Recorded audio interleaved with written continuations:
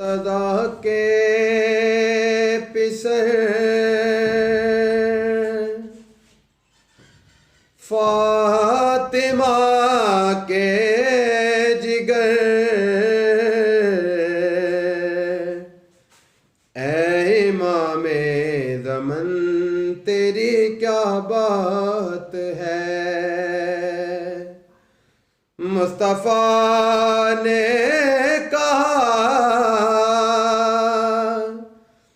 तुझको अपना बदन, मुस्तफ़ा के बदन तेरी क्या बात है। तेरी मादर से मादर किसी की नहीं,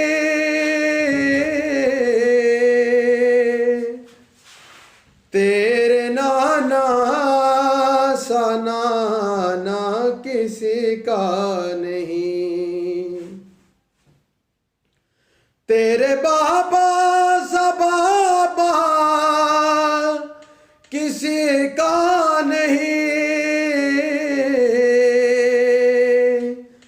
तेरे भाई सा भाई किसी का नहीं। हमने आलम का तुझको पैगंबर कहे, मेरे मौला हसन तेरी क्या बात है। हमने आलम का तुझको पैगंबर कहे, मेरे मौला हसन तेरी क्या बात है। जैसे कुरान ज़माने में लारैब है,